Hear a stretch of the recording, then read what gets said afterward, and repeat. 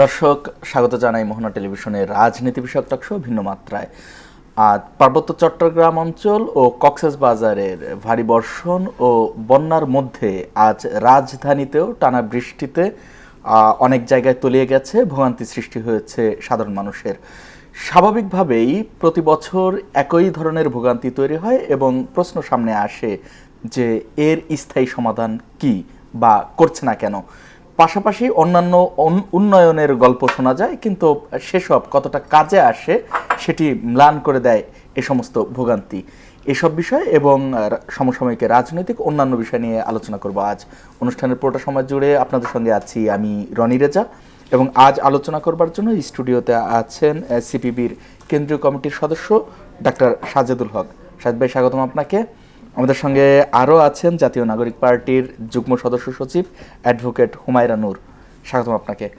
আমি সাজেদ ভাইয়ের অনুমতি নিয়ে হুমায়রা আপাকে দিয়ে আজকে শুরু করতে চাই, যেহেতু সরাসরি তিনি একজন অ্যাডভোকেট এবং এই মুহূর্তের বিরোধী দলে রয়েছেন তারা। আপনার কি মনে হয় এই যে যে ভোগান্তিগুলো, এগুলো প্রতি বছরই কবি জসিমউদ্দিনের ভাষায় যদি বলি, একটুখানি বৃষ্টি হলেই গড়িয়ে পড়ে পানি, সেই পানিতে আমাদের ভোগান্তির শেষ নেই। অন্তর্বর্তীকালীন সরকার থাকলো, আমরা আওয়ামী লীগের কথা বাদই রাখি, কারণ তারা অনেক অন্যায় করেছে, অনেক খারাপ করেছে, তাদের ভালো দিক আমরা আলোচনা নাই করি। কিন্তু এই যে অন্তর্বর্তীকালীন সরকার 1.5 বছর থাকলো বা এখন বিএনপি সরকার এসেছে, এই নগরটাকে প্রতি বছর তো বৃষ্টি হয়, এই জায়গা থেকে কোনো পরিকল্পনা দেখতে পাচ্ছেন কিনা বা আপনার কি মনে হয়? ধন্যবাদ আপনাকে, আমার সহ-আলোচক এবং আজকে আমাদের যারা দেখছেন সবাইকে সালাম এবং শুভেচ্ছা জানিয়ে শুরু করছি। দেখেন, প্রতি বছর বৃষ্টি হলে, সামান্য বৃষ্টি হলে চট্টগ্রাম শহরের মতো শহর পানির নিচে তলিয়ে যায়, নৌকা নিয়ে বাসা থেকে বের হওয়ার মতো অবস্থা হয়। ঢাকা শহরেও বেশ কিছু এলাকায় এই ধরনের পরিস্থিতি তৈরি হয়। চট্টগ্রামে তো আপনার আমার আত্মীয় স্বজন আছে না, তাদের কাছে যখন এই ধরনের পরিস্থিতির কথা শুনি যে বাচ্চারা স্কুলে যেতে পারছে না, বা এই যে ধরেন বন্যা পরিস্থিতি বা এই ধরনের পানি জমে গেলে যে ড্রেনেজ সিস্টেমের সমস্যা হয়, এই কারণে কিন্তু প্রচুর মহামারীও আসলে প্রাদুর্ভাব দেখা দেয়। মশার বাড়ে, ডেঙ্গু বাড়ে, পেটের অসুখ সংক্রান্ত নানান রকম সমস্যা হয়। এই সমস্যা আজকে কালকের না। আপনি এই সরকার, ইন্টারিম সরকার, আগের সরকার, এতগুলো সরকার আসে আর যায়, কিন্তু নগরায়নের জন্য যে পরিকল্পনা, সেই পরিকল্পনার বাস্তবায়ন কারোর হাত দিয়ে হতে দেখি না। বাংলাদেশে কিন্তু বুয়েটে ভালো ভালো ইঞ্জিনিয়ার আছেন যারা এই নগরায়ন নিয়ে ভালো পড়ালেখা করেছেন, তারা বিদেশে গিয়ে খুব ভালো করছেন না বলেন তো? কিন্তু আমার দেশের যে রিসোর্সেস, যেই মেধাবী ছাত্ররা আছেন, তাদেরকে কাজে লাগিয়ে তাদের কাছ থেকে প্ল্যানস নিয়ে, প্ল্যানসগুলো স্বল্প খরচে, মানে ফিজিবল এক্সপেন্সেসে এইগুলো এক্সিকিউট করার কোনো চিন্তা আমার কোনো সরকারেরই আছে কি না, এইটা আমার খুবই সন্দেহ হয়। কেন হয়? আপনি দেখেন প্রতি বছর আমরা কত বুদ্ধিমান আমাদের দেশের সরকারি কর্মকর্তারা, তারা প্রতি বছর দেখবেন বর্ষা আসলেই খোঁড়াখুড়ি শুরু করে। একে তো বৃষ্টির দিন, তারপরে আবার খোঁড়াখুড়ি শুরু, এটা কিন্তু আজীবনে বন্ধ হয় নাই। এখনও আপনি ঢাকা শহরের রাস্তাঘাটে নামেন, দেখবেন যে এই যে ঠিক বর্ষা আসলো এখনই খোঁড়াখুড়িটা শুরু হলো। অথচ এই ড্রেনেজ সিস্টেম, এটার মেইনটেনেন্স এবং এগুলো ঠিক করার সময় কিন্তু বর্ষাকালে, যখন বর্ষাকালে একেবারে না পারা যায় তখন খোঁড়াখুড়ি শুরু করে। কিন্তু এইটার প্রিকশনগুলো কিন্তু আগেই শুকনো মৌসুমেই নেওয়া উচিত। তার চেয়ে বড় ব্যাপার হচ্ছে এইখানে যে হরিলুটের যে মানে পদ্ধতি, হ্যাঁ, একটা যে কোনো প্রকল্পে, ওই যে ইন্টারিম গভর্নমেন্টের সময় রাস্তা মেরামতের জন্য যেই ইঞ্জিনিয়ারদের টেন্ডার দেওয়া হয়েছে, সেই জায়গায় হাসনাত আব্দুল্লাহ কেন হাত দিয়ে রাস্তার মানে যে পিচ সেটা যে তুলে ফেলেছে, সেই কারণে হাসনাত আব্দুল্লাহকে কিন্তু অনেক কথা শুনতে হয়েছে যে উনি কি কোন সাহসে এই কাজ করেন, বা উনার সেই এখতিয়ার আছে কিনা। সমালোচনা হয়েছে, প্রশংসিত হয়েছেন যে তিনি মানুষ নিয়ে সমালোচনা করবেই, করে, সেটা তো আর কাজ থেকে রাখবে না। কিন্তু আমার প্রশ্ন হলো, রাজনৈতিক সরকাররা রাজনৈতিক নেতাকর্মীদের অনেক ধরনের সুযোগ সুবিধা দেওয়ার জন্য অনেক কিছু করে থাকে, যদিও এটিও সমর্থন করবার কিছু নেই, কিন্তু অন্তর্বর্তীকালীন সরকার তারা তো নিরপেক্ষ ছিল এবং এমন একটা অভ্যুত্থানের পরে যাদের প্রতি আস্থা রাখা হলো। হাসনাত আব্দুল্লাহ যখন ওই রাস্তার কার্পেটটা তুলে ফেললো, তখন তো ইন্টারিম গভর্নমেন্টই ছিল। উনি যে কোয়েশ্চেন করেছেন, প্রশ্ন করেছেন, সেইটা তো উনি ওই সরকারি আমলা বা টেন্ডার যারা পেয়েছেন তাদেরকে প্রশ্ন করেছে, এটা তো আগে পিছে কাউকে প্রশ্ন করেননি, তাই না? তো আমাদের যে প্রশ্ন করার প্রক্রিয়া সেটা কিন্তু সবার জন্যই প্রযোজ্য ছিল, আছে এবং থাকবে। দুঃখের বিষয় হচ্ছে, আমার মনে আছে কিছুদিন আগেই সরকার দলীয় এবং বিরোধী দলীয় এমপিদের সাথে একটা জায়গায় কথা বলার সুযোগ হয়েছিল। ওনাদেরকে এলাকার উন্নয়ন প্রকল্প নিয়ে প্রশ্ন করা হচ্ছিল যখন, তখন ওনারা বলছিলেন যে এই যে টেন্ডার ব্যবসা, ধরেন একটা উন্নয়ন প্রকল্প, নগরায়ণ প্রকল্পের জন্য আপনি যে কাজ দেন সেটার জন্য তো একটা টেন্ডার সিস্টেম আছে, আপনার পাবলিক প্রকিউরমেন্ট পলিসি আছে। ওই পলিসিগুলো প্রত্যেকটা এলাকায় গুটি কয়েক ক্ষমতাধর এই টেন্ডার ব্যবসায়ীরা আছে, যারা সব সরকারের আমলেই নিজেদের সিন্ডিকেটটা মেনটেন করে এবং তাদেরকেই ওই কাজ দিতে হবে। তারা নিজেরা কয়েকটা কোম্পানি ফর্ম করেছে এবং তাদেরকে ওই কাজ দেওয়ার জন্য তারা ধরেন বিড করে, যখন বিড করার সময় সর্বনিম্ন মূল্য দেখে হয়তো অ্যাওয়ার্ড দেওয়া হয়, মানে অ্যাওয়ার্ড দেওয়া না, ওইখানে তাদেরকে কাজটা দেওয়া হয়। সেই জায়গায় তখন যেই টাকায় তারা সেই প্রকল্পটা করে দিবে বলে নেয়, সেই প্রকল্পটা ওই টাকা তো হবে না, কারণ তারা টেন্ডার পাওয়ার জন্য শুধুমাত্র ওই প্রকল্পটার জন্য সে নিলাম করেছে, এই সিস্টেমে আমরা পরিবর্তন দেখছি না। এবং একই সিস্টেমে এই সরকারের আমলে হাসনাত আব্দুল্লাহ একই সিস্টেমে কাজ নিয়েছেন তার উপজেলার মানুষের জন্য। হাসনাত আব্দুল্লাহ কাজ, ধরেন হাসনাত আব্দুল্লাহ সহ অন্যান্য যত এমপিরা এলাকার উন্নয়নের জন্য একটা বাজেট একই সিস্টেমেই হচ্ছে। বলছি আমি ওই জায়গাটাতেই তো আসছি, যে কোনো এমপির কথা বলেন, আপনি এলাকার জন্য বাজেট নেবেন, সরকার দল বিরোধী দল বলে কোনো কথা নাই, বাজেট নিয়ে বাজেটের যে কাজটা, সেইটার কাজটা তদারকি এবং কাজটা বাস্তবায়ন করবে হচ্ছে স্থানীয় সরকারে যারা দায়িত্বে আছেন, সেইটার দায়িত্ব কিন্তু কোনোভাবেই সরাসরি এমপির না। তারা যাদেরকে অ্যাপয়েন্ট করেন, যাদেরকে কাজটা দেন, সেইটার তদারকি করা এবং কাজটা করানো, সেই সিন্ডিকেটটা ভাঙার কোনো প্ল্যান বা সুযোগ সুবিধা এমপি চাইলে ভাঙতে পারেন কিনা আমরা একটু এই সমস্যা সংকটের উত্তরণের জন্য আপনাকে একেবারে গোড়ায় হাত দিতে হবে ভাই। গোড়ায় হাতটা কে দিবে? আমরা এই যে দুর্নীতিগ্রস্ত আমলারা, এরা কোনোদিন দেশের উন্নয়ন হইতে দিবে না তারা নিজের পকেট ছাড়া। আপনি সরকারি চাকরি করা একজন কেরানির ঢাকা শহরে কয়টা বাড়ি আছে, কয়টা ফ্ল্যাট আছে জানেন? এইগুলো আমরা জানি, নানা সময় দেখি। আমরা একটু সাজিদুল হক, আপনাকে শুনতে চাই, আপনার কি মনে হয়, একজন হুমায়রা নূর যেটা বলছিলেন যে এমপি বাজেট নিয়ে দিয়ে দেন, আমলারা সেগুলো ডিস্ট্রিবিউশন করেন, এমপি চাইলে এই প্রক্রিয়ায় মানে গোড়ায় হাত দেওয়া যেটা বলছিলেন, সেই গোড়ায় হাত দিতে পারেন কিনা, বা যদি নাই পারেন তাহলে এমপি আসলে কি সংসদে শুধু আলোচনা করবেন, এতটুকুনি কাজের মধ্যে সীমাবদ্ধ? তাই তো। জি, এমপি মানে কি? মেম্বার অফ দ্য পার্লামেন্ট, আইন প্রণেতা। আমার দেশে এমপি হচ্ছে জমিদার। জি, আমাদের দেশে 300টা এমপি নির্বাচিত করা মানে 300 জন জমিদার নির্বাচিত করা। 300 প্লাস। ওটা বাদ দেন, ওনারা আবার হচ্ছে অনেকটা দুধ ভাত প্লেয়ার আর কি। হ্যাঁ, আমার কথাটা শুনতে মানে খুব হার্শ লাগবে, কিন্তু এটা হচ্ছে নিরেট বাস্তবতা।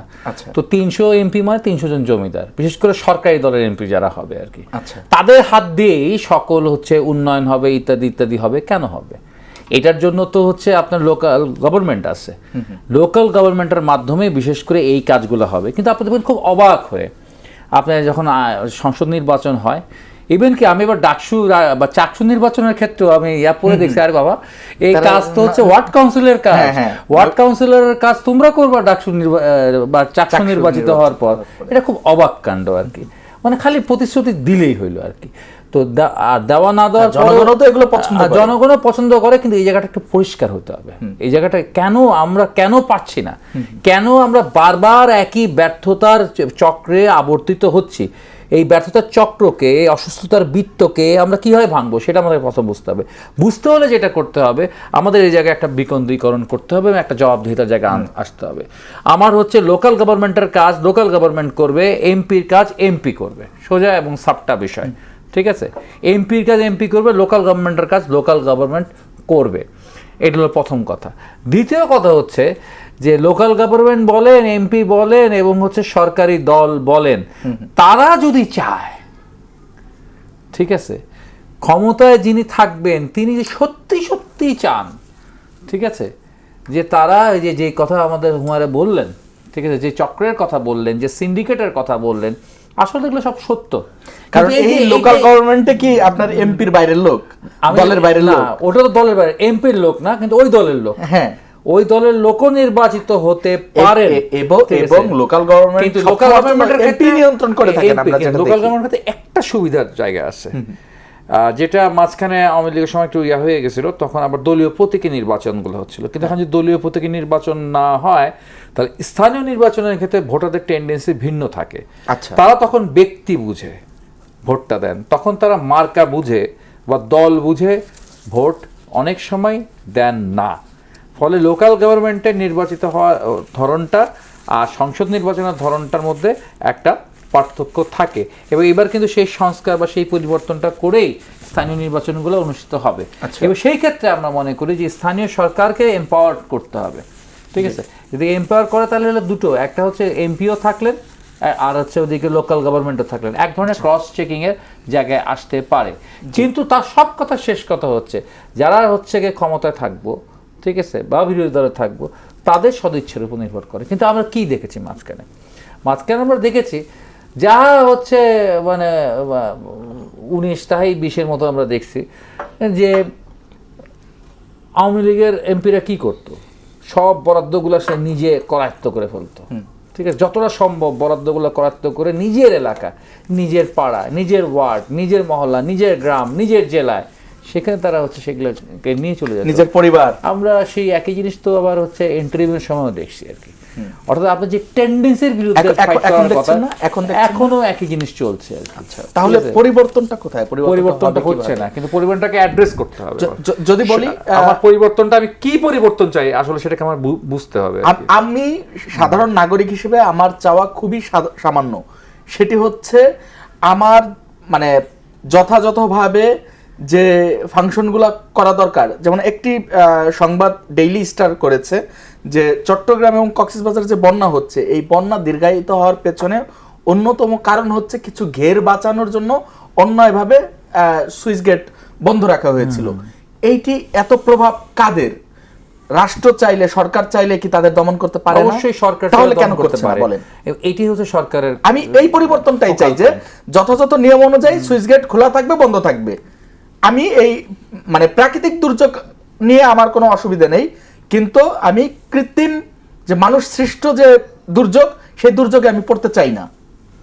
আসলে আমাদের যে দুর্ভোগ, সেই দুর্ভোগগুলোর অনেক কিছুই আসলে শেষ পর্যন্ত কিন্তু মানব সৃষ্ট, প্রকৃতি সৃষ্ট থাকে। কিন্তু সেটা তো ম্যানেজ করবার জন্য কি আমাদের হচ্ছে ইমার্জেন্সি ইনিশিয়েশন নাই? আছে কিছু দীর্ঘমেয়াদী পরিকল্পনাও তো থাকতে হবে। দীর্ঘমেয়াদী পরিকল্পনাও আছে এবং সেখানেও বরাদ্দ আছে। জি, সেখানেও কিন্তু টাকা খরচ হয়ে যায়, জনগণের ট্যাক্সের টাকা সেখানেও খরচ হয়ে যায় যুগ যুগ ধরে। তো সেই ক্ষেত্রে আমরা বলবো যে এই জায়গায় হলো জবাবদিহিতার ঘাটতি অত্যন্ত মারাত্মক। জি, আরেকটা ব্যাপার একটু মনে করতে হবে, আপনি চিটাগাং যান, কক্সবাজার যান, আপনি যে ঢাকা শহরে আমরা বসে আছি, এই ঢাকার অবস্থাটা কি?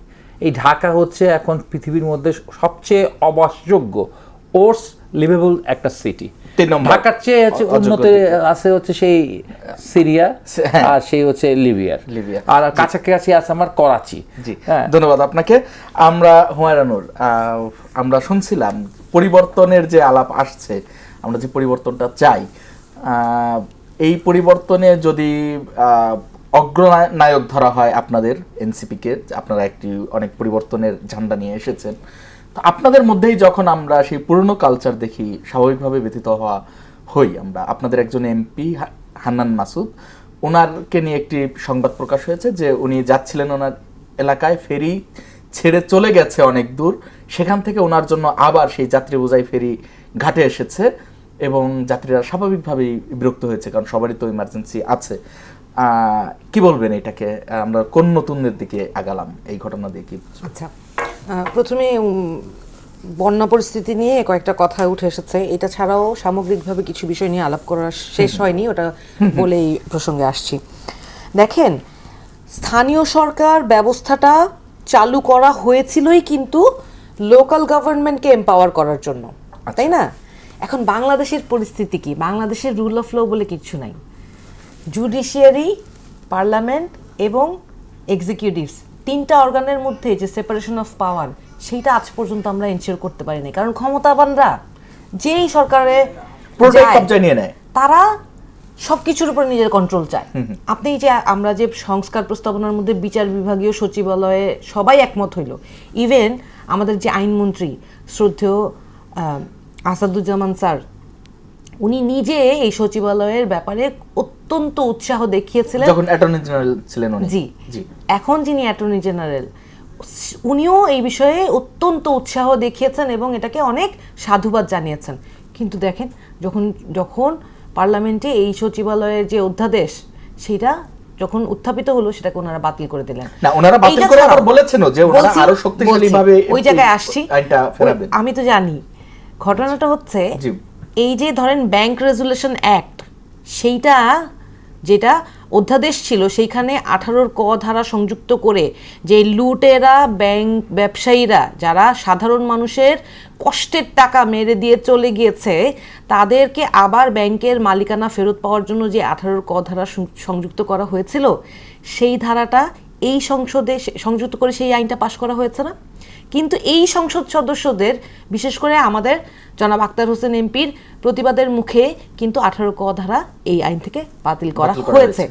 একইভাবে আপনারা এই গুম প্রতিরোধ অধ্যাদেশ, মানবাধিকার কমিশন অধ্যাদেশ, সংসদীয় সচিবালয় অধ্যাদেশ, এইগুলো আপনারা পাশ করে তারপরে অ্যামেন্ড করতেন। আপনারা তো সংখ্যাগরিষ্ঠ, আপনারা তো যা বলবেন তাই হবে, আপনাদের তো কারো ম্যান্ডেটেরই দরকার নাই।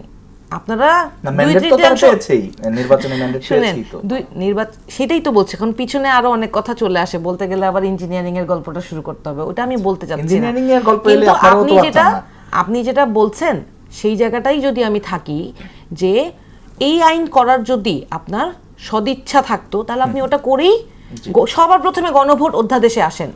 গণভোট অধ্যাদেশ আপনি আগে পাশ করতেন, কি বলে পাশ করতেন? এটা বলে যে 12 ফেব্রুয়ারি 2026 পর্যন্ত গণভোটের রায় যেটা হয়েছে সেটা কার্যকর থাকবে।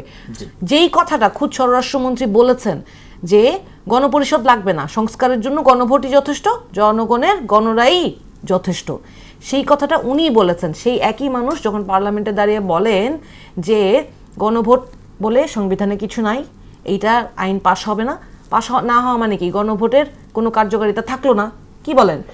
এবং উনি বললেন, কিন্তু উনি একটি ব্যাখ্যা বলেছেন যে উনি বলেন, উনার ব্যাখ্যাই তো উনি বলেছেন, উনার ব্যাখ্যাটা দিয়েই তো উনি বলেছেন যে নির্বাচন হতে দিচ্ছিল না বলে আমরা যা বলেছে মেনে নিয়েছি, কৌশল অবলম্বন করেছেন। এই কৌশল মানে কি? মানুষকে প্রতারণা করলেন না আপনি। এই কঠিন শব্দগুলো আপনার জন্য আমার কেন ব্যবহার করতে হচ্ছে? কারণ আপনি করেছেন এবং সেটা অকপটে স্বীকার করেছেন। আচ্ছা, এই যে দোষারোপের রাজনীতি, সেটা আমরা করতে চাই না। কিন্তু আপনারা কেন মানুষের সাথে এই ধরনের মানুষের সেন্টিমেন্ট নিয়ে একটা অভ্যুত্থান তো ক্ষমতার পালাবদলের জন্য হয় নাই। অভ্যুত্থান হয়েছিল, সরকার দলীয় কেউ থাকতো, তার থেকে আমরা আনসার জানতে পারতাম। এটা সাধারণ মানুষ সবাই জানে, সবাই জানে আমাদের যে দাবি, এই যে জুলাই ফিরে এসেছে না, আমরা আরেকটা জুলাই এটা পেয়েছি। আমরা এই যে জুলাইকে স্মরণ করে আমরা যে জুলাই যাত্রা করছি, সেটার প্রতিপাদ্য হচ্ছে এই যে গণভোটের রায়, সেটা বাস্তবায়ন করতে হবে।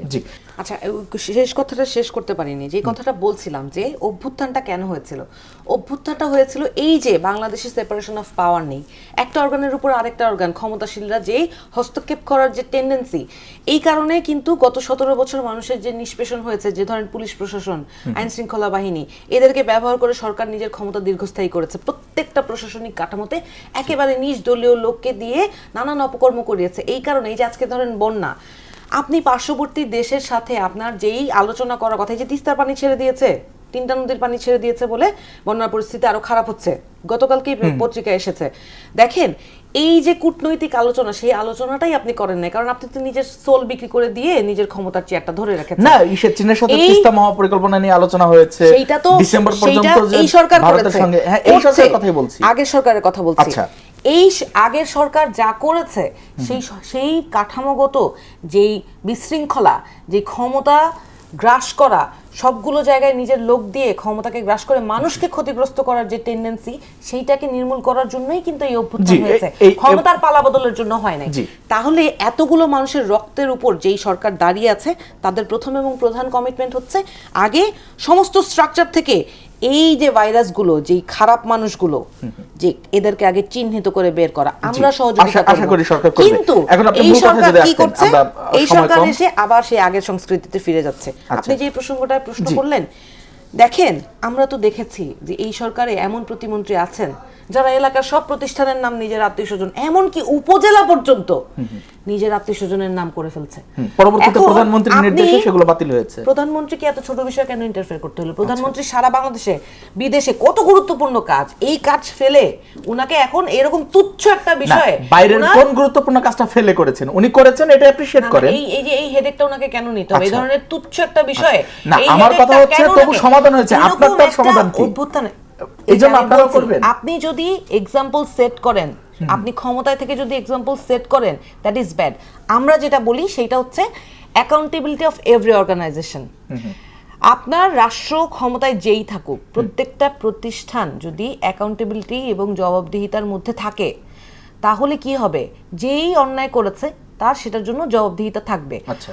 আমাদের দলের একজন এমপি যেই ঘটনাটা ঘটেছে, ওখানে তো আমরা মানে সশরীরে উপস্থিত ছিলাম না, ওনাকে আমরা প্রশ্ন করেছি ওই যে আচ্ছা। অ্যাকাউন্টেবিলিটি এবং জবাবদিহিতা আচ্ছা, এনশিওর করতে হবে। কি answer এসেছে? জনগণ জানতে চায়। ওনার কাছ থেকে আমরা জানতে চেয়েছি, উনি যখনই আমাদেরকে এটার উত্তর দিবেন আমরা মানুষকে জানাবো। আচ্ছা। কিন্তু একই সাথে এই জিনিসটাও আমার চিন্তা আসলো যে ধরেন প্রশাসনের কাউকে যদি এই যে ধরেন একটা উপজেলার নাম পরিবর্তন করা, সেইটার যেই নির্দেশ একজন প্রতিমন্ত্রী দিলেন, আমরা তো এমনও শুনেছি যে স্থানীয় সরকার পরিচালনা করার ক্ষেত্রে মানুষ হিমশিম খাচ্ছে, প্রশাসন হিমশিম খাচ্ছে। কেন? কারণ মন্ত্রী এক কথা বলে, প্রতিমন্ত্রী আরেক কথা বলে। এখন প্রতিমন্ত্রীর কথা শুনবে না মন্ত্রীর কথা শুনবে? এখন প্রতিমন্ত্রী নাকি সরকার প্রধানের বন্ধু, এই জন্য মানুষ বিপদে পড়ে প্রতিমন্ত্রীর কথা শুনে। আমি যদি আপনার কিন্তু কথাটাকে এক লাইনে নিয়ে আসি, এক লাইনে যে আমি বলি, এটি খুব খারাপ হচ্ছে, ওই কারণে আমি নো আমার কথা হচ্ছে, আমার এক লাইনে কথা হচ্ছে, যদি আপনি জবাবদিহিতা এনশিওর না করেন তাহলে আমি আপনি না সবাই ভুল করব। কিন্তু ভুলকে কোনোভাবেই আপনি আরেকটা ভুল দিয়ে জাস্টিফাই করেন, এটা আমি বলছি না। সিস্টেম গোড়া থেকে শুধরাইতে হবে। অবশ্যই সরকারের দায়। ধন্যবাদ আপনাকে ডক্টর সাজিদুল হক। আপনি যদি আমি কি বললাম আর ভাই কি বললো দেখেন। আমি বললাম জবাবদিহিতা নিশ্চিত করতে হবে, সেটা যেই হোক। আমার প্রসঙ্গে চলে আসি, বলুন। এই যে একজন এমপি, আমরা পরিবর্তনটা কোথায় পেলাম, এই আলোচনাটা এখানে ছিল। আপনি যদি এই বিষয়ে কিছু বলেন, এরপরে অন্য প্রশ্নে যাব আর কি।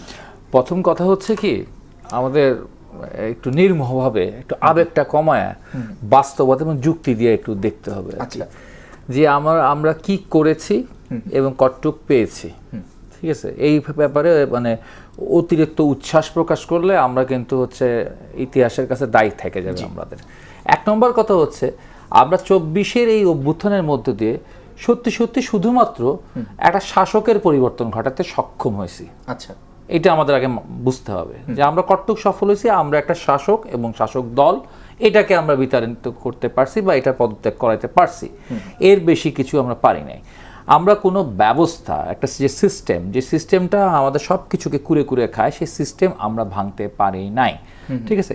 এই সিস্টেমটাই রক্ষা করবার জন্য আমরা কিছু রিফরমেশনের প্রস্তাব তৈরি করছি, এবং সেই রিফরমেশনের প্রস্তাবগুলো যখন দেখবেন যারা বিরোধী দলে থাকবে তাদের জন্য খুব কমফোর্টেবল, যেখানে যারা সরকারি দলে যাবে তাদের জন্য ডিসকমফোর্টেবল, কারণ তারা আসলে তাদের মন মতো কাজ করতে পারবে না। মন মতো কাজ মানে ইতিবাচক কাজ না, মন মতো যে একটা হয় বাংলাদেশে যে এমপি হইলে যে লাভ, মন্ত্রী হইলে যে লাভ, সেই লাভগুলো আর থাকে না। সেই কারণে তাদের হচ্ছে গিয়ে অনেক জায়গায় তাদের আপত্তি রয়েছে। কিন্তু এই জায়গায় যে আমরা যদি অতিরিক্ত ইন্টারপ্রিটেশন করতে গিয়ে অতিরিক্ত কথা বলে বসি, তাহলে কিন্তু আমরা হচ্ছে গিয়ে বড় ধরনের একটা বিপর্যয়, বড় ধরনের একটা হতাশার মধ্যে পড়ব। প্রথম একটা বিষয় হচ্ছে যে আসলে এই যে অভ্যুত্থান, এই অভ্যুত্থানের মধ্য দিয়ে অভ্যুত্থানের সবচেয়ে বড় শক্তির দিক এবং দুর্বলতার দিক একটা ছিল, একই জিনিস, সেটা হচ্ছে এইখানকার লিডারশিপ বা সব কিছু মিলে এক ধরনের মানে নন পলিটিক্যাল এবং হচ্ছে খুব বেশি সংগঠিত কোনো নেতৃত্ব, সংগঠিত কোনো জোট এখানে ছিল না। আমাদের ইউনূস সাহেব যতই বলুক, গলা ফাটায়া বলুক, সে একেবারে আমেরিকার ওই প্রভুর সামনে গিয়ে বলুক যে it's a meticulous plan, it is well design, মাথা নোয়া সিজদা দেয় আমেরিকার কাছে ইউনূস সাহেব, বাট এটা কোনো মেটিকুলাস প্ল্যান ছিল না। এটা ছিল এটা একটা স্বতঃস্ফূর্ত আন্দোলন ছিল। স্পন্টেনিয়াস মুভ ছিল, এবং এটা একটা স্পন্টেনিয়াস মুভ থাকার কারণে এটাই হচ্ছে শক্তির দিক, আবার এটাই হচ্ছে দুর্বলতার দিক, যে এখানে আসলে যেতে হবে কোথায়। হ্যাঁ, এখানে আসলে কি কি এজেন্ডায় আমরা কাজ করবো, আমরা কি এজেন্ডা নিয়ে কাজ করবো, প্রত্যেকটা একটা আবেগের ব্যাপার। হ্যাঁ, আমরা হচ্ছে গিয়ে প্রথমত নিয়ে আসছি হচ্ছে গিয়ে প্রথম ধরনের মুভমেন্টটা ছিল এক ধরনের কোটারি মুভমেন্ট, যে সেফ কোটার বিরুদ্ধে হচ্ছে একটা আন্দোলন, ঠিক আছে, একটা জায়গা থেকে একটা শ্রেণী মানুষের নিয়ে। পরে এটা যে যখন ছাত্র হত্যার মধ্য দিয়ে যখন এটা এক দফার দাবিতে চলে আসলো, তখন হচ্ছে গিয়ে ছাত্র হত্যার প্রতিবাদে আন্দোলন, ছাত্র হত্যার প্রতিবাদের আন্দোলন থেকে শেখ হাসিনার পদত্যাগে এটা চলে গেল, দাবি এক দফা এক, শেখ হাসিনা পদত্যাগ, এই জায়গায় জিনিসটা পৌঁছে গেল। কিন্তু এই জায়গাটা পৌঁছে গেল, কিন্তু এটার সাথে ধরেন হচ্ছে 69-এ কিংবা 90-এ কিন্তু কিছু পলিটিক্যাল রেজুলেশন ছিল। 69-এ ছিল ধরেন ড্যাকের একটা রেজুলেশন ছিল, ডেমোক্রেটিক অ্যালায়েন্স কমিটি, অনেকগুলো রাজনৈতিক দল মিলে সে অ্যালায়েন্স কমিটি করে ফেলছিল সেই গণঅভ্যুত্থানের সময়। 90-এ ছিল 3 জোট, 3 জোটের একটা রূপরেখার মতো একটা জিনিস আগেই তৈরি করা ছিল। ছাত্র সমাজ, ছাত্র আন্দোলন যারা করছিল তাদের একটা 10 দফা ছিল, ছাত্র সমাজের 10 দফা ছিল। এই যে কতগুলো রেজুলেশন ছিল, কতগুলো ডকুমেন্টেশন ছিল, এই ডকুমেন্টেশনগুলো তৈরি করার মতো সুযোগ সুবিধা সময় আমাদের ইতিহাস সে জায়গায় স্পেস দেয় নাই 24-এ। আচ্ছা, সোজা কথা, স্পেস দেয় নাই। ওই সময় এটাও একটা কৌশল হতে পারে, যে যেমনটি বিএনপি ওই সময় বলেছে যে কৌশলগত, পরবর্তীতে বলেছে কৌশলগত কারণে তারা ওই সময় স্বীকার করেনি রাজনৈতিক ব্যাপারটা সামনে এলে যে সরকার এই জায়গাটা ওই নির্বাচনের সময় গণভোট আর গণভোটের জায়গায় মিলে যাবে না। ওই জায়গায় আসলে বিএনপিও কৌশল করার সুযোগ কম ছিল না। বিএনপি কিন্তু মানে বিএনপিও সব নিয়ন্ত্রণ করতে পারতো না, জামাতও করতে পারতো না। তারিখের দিকে বলেছে যে তারা এই আন্দোলনের সঙ্গে নেই, কারণ কি সরকার ফ্রেমিং করতো যে এটি হচ্ছে রাজনৈতিক আন্দোলন। না, সেটা সরকার করেছে, সেটা সরকার করেছে। হ্যাঁ, সরকার বলছে না এটা জামাত ইসলামের আন্দোলন, গণঅভ্যুত্থানের সময় এই জুলাই মাসে করছে না, সে অগাস্টেও তো করছে, সে নানাভাবে বলছে যে এটা জামাত ইসলাম করতেছে এবং জামাত ইসলামকে নিষিদ্ধ করছে, কিন্তু জনগণ বিশ্বাস করে নাই যেটা জামাত ইসলাম করতেছে।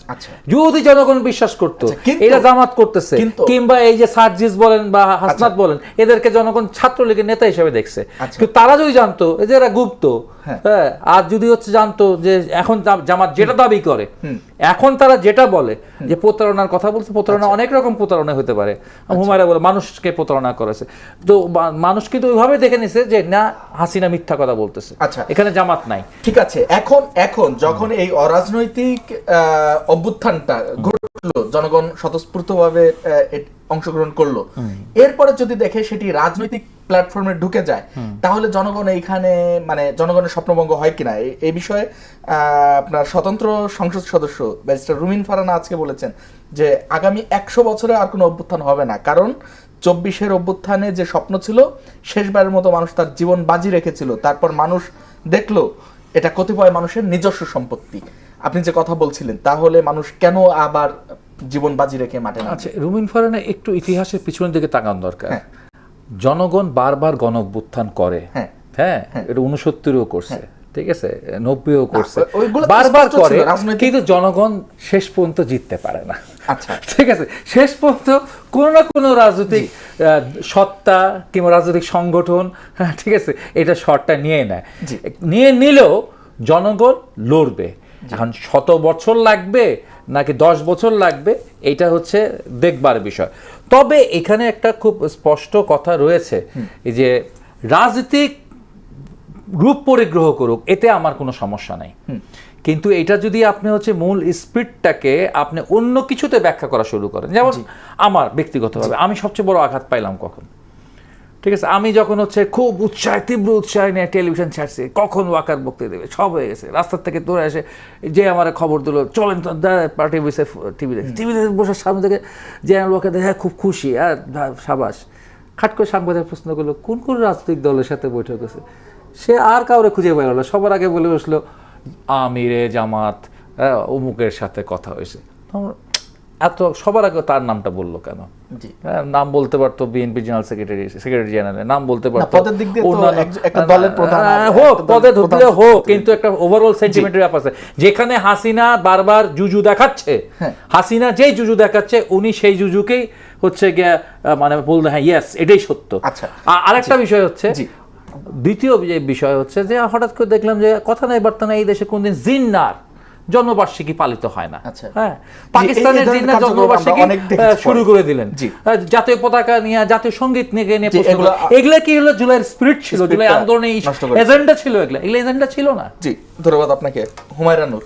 শেষ প্রসঙ্গে আসতে চাই, সেটি হচ্ছে সম্প্রতি আমরা এই ভোগান্তির পাশাপাশি উন্নয়নের যে কথা বলছিলাম, আমাদের উন্নয়নের পেছনে অনেক চুরি হয়েছে, সেটি তো আগের সরকারের দায় বা যা কিছু, কিন্তু উন্নয়নটা তো আমাদের সুবিধা গ্রহণ করতে হবে। আমরা দেখলাম মেট্রো রেলের স্টেশন দখল করে সেখানে দোকানপাট হকারের বসছে, এটি নিয়ে আন্দোলনও হচ্ছে। আপনার কি মনে হয় যে আমরা কি এইভাবে এগুলো ব্যবহার করতে পারি কিনা? আপনি এই যে দখলদারিত্বের রাজনীতি, এই দখলদারিত্বের রাজনীতি এবং নিজস্ব দলীয় ছেলেপেলেদেরকে এই ধরনের কাজ করতে সুযোগ দিয়ে তাদেরকে পালা পোষা, এইটার মাধ্যমে তাদেরকে চাঙ্গা করে রাখা, এই কালচার তো বাংলাদেশের বিদ্যমান রাজনৈতিক দলরা পরিবর্তন করবে না। এখন আমরা যখন প্রোগ্রাম করি তখন আমাদেরকে বলে তোমাদের প্রোগ্রামে কয়টা মানুষ মাথা গুনে, কিন্তু আমরা তো ওই টাকা দিয়ে মানুষকে প্রোগ্রামে নিয়ে আসি না।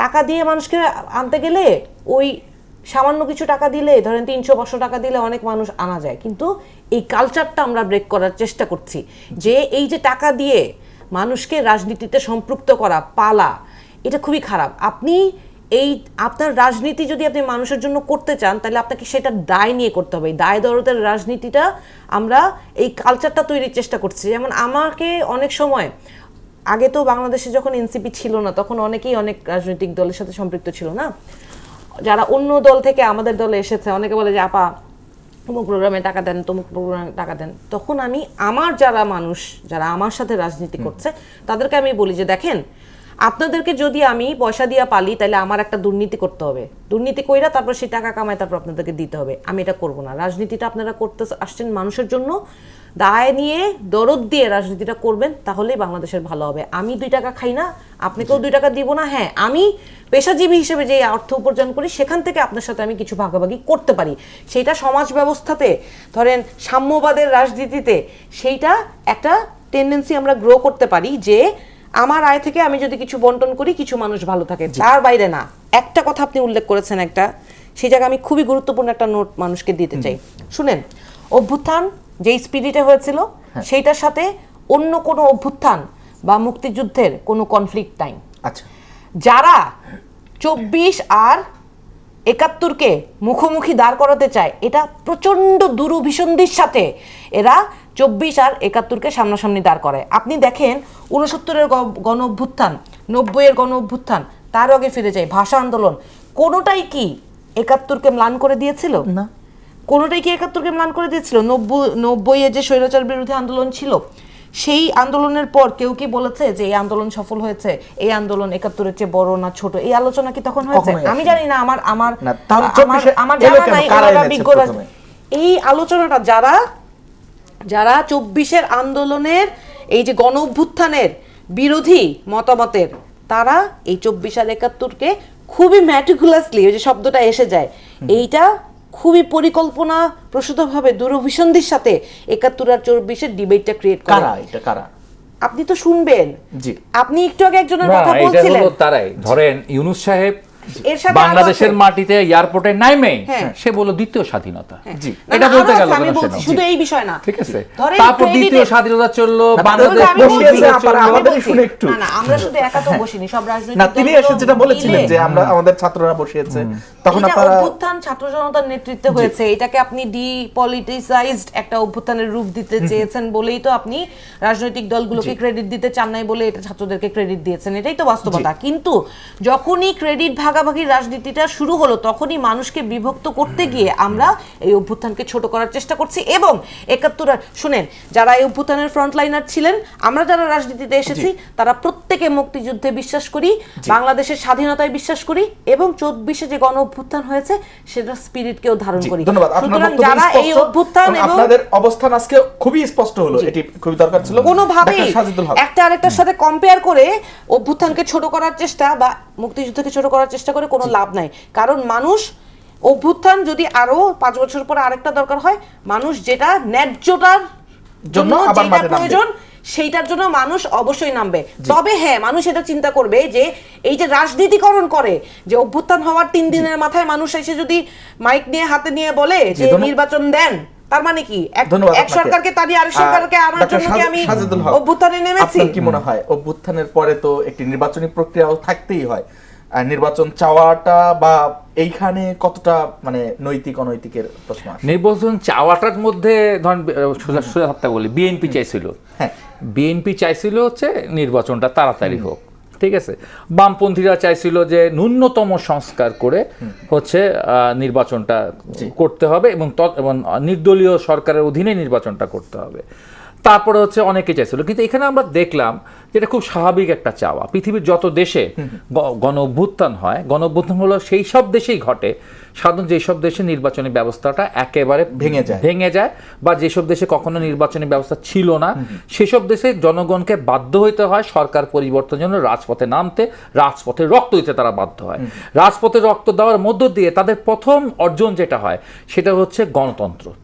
অনেক রক্তের বিনিময়ে সে গণতন্ত্র কিনে নিয়ে আসে। তো সেই গণতন্ত্রের প্রথম ইমপ্লিকেশন হচ্ছে কি? প্রথম ইমপ্লিকেশন হচ্ছে জনগণের একটা সরকার গঠিত হবে, জনগণের সরকার গঠিত হবে। কিন্তু এখানে অল্প কিছু লোক, যেমন বলা হয়েছিল যে স্বৈরাচার নিপাত যাক, গণতন্ত্র মুক্তি পাক, কিন্তু সেটা তো রাজনীতিবিদদের নেতৃত্বে অভ্যুত্থান হয়েছিল। আমার কথাটা একটু শেষ করি। এই অভ্যুত্থান কি সেটা রাজনীতিবিদদের নেতৃত্ব হয়নি, কিন্তু যাদের নেতৃত্ব হয়েছে তারাও কিন্তু ওই মুহূর্তে, ঠিক আছে, আজকে আমি রিফরমেশনের যে কথাগুলো তারা বলছেন সেই কথাগুলো তারা বলবার সুযোগ তখন পান নাই, তখন তাদের মাথায় আসে নাই। বরঞ্চ এই সংস্কারের প্রস্তাবগুলো কিন্তু রাজনীতিবিদদের প্রস্তাব। ওই বিএনপির কিন্তু 32 দফা সংস্কার করতে ছিল, আমাদের 18 দফা ছিল, আপনার হচ্ছে এমনকি রাষ্ট্র সংস্কার আন্দোলন নামে হাসনাত কায়েম ভাইয়ের হচ্ছে গিয়ে রাজনৈতিক দল ছিল। অর্থাৎ এই যে আইডিয়াগুলো আজকে আপনি নিচ্ছেন, আপনি সিম্পলি নামটা বদল করে দিচ্ছেন, ঠিক আছে। আমরা যে রাজনীতিটা হচ্ছে করে আসার চেষ্টা করছিলাম এই বিএনপি এবং আওয়ামী লীগের বাইরে, এই যে দ্বিদলীয় ব্যবস্থা, এই দ্বিদলীয় ব্যবস্থার বিরুদ্ধে আমরা একটা বাম বিকল্প রাজনীতিক সংস্কৃতি দাঁড় করাবার চেষ্টা করছিলাম গত 54 বছর ধরে। ঠিক একই জিনিস আপনাদেরও চাওয়া, কিন্তু আপনাদের চাওয়ার মধ্যে দিয়ে যেটা হচ্ছে আপনাদের নামটা, হেডলাইনটা একটু চেঞ্জ করে দিচ্ছেন। হেডলাইনটা চেঞ্জ করে দিতেন কোনো সমস্যা নাই, কিন্তু এইটার সাথে আমরা যেটা দেখি একই সংস্কৃতি অনেক সময় আপনারা আত্মস্থ করতেছেন, যেটা আপনারা যে হান্নান মাসুদের ঘটনায় দেখা যায়, যেটা আমরা বিভিন্ন জায়গায় দেখা যায়। বিশাল হন্ডা বহর, বিশাল গাড়ি বহর নিয়ে হচ্ছে আপনি প্রোগ্রাম করছেন, এবং সবচেয়ে বড় যেটা বিষয় হয় যে বিকল্প তৈরি হয়, আপনাদের ভাষাটা বিকল্প না, আপনাদের ভাষাটা হচ্ছে এই নতুন বন্দোবস্ত, আমাদের ভাষা হচ্ছে বাম বিকল্প। এই নতুন বন্দোবস্ত বা বাম বিকল্প যেটাই বলে থাকেন, সেটার জন্য একটা অন্যতম শর্ত হচ্ছে এই দুই শক্তি, আওয়ামী লীগ বা বিএনপি বা জামাত, এদের উপর ভরসা করে রাজনীতি করা যাবে না, এদের কাঁধে পাড়া দিয়ে রাজনীতি করা যাবে না। আপনারাও এক সময় বলছেন, এনসিপিও এক সময় বলছে যে আমরা বিএনপির কাঁধে পা দিয়ে বা জামাতের কাঁধে পা দিয়ে করব, কিন্তু নির্বাচনে সবাইকে ভোট পাওয়ার জন্য, মন্ত্রী হওয়ার জন্য, এমপি হওয়ার জন্য, সুযোগ ছিল, সেটা নষ্ট হয়েছে দান রাজনীতিকে বেশি ফ্যাসিলিটেট করার কারণে। আজকের মতো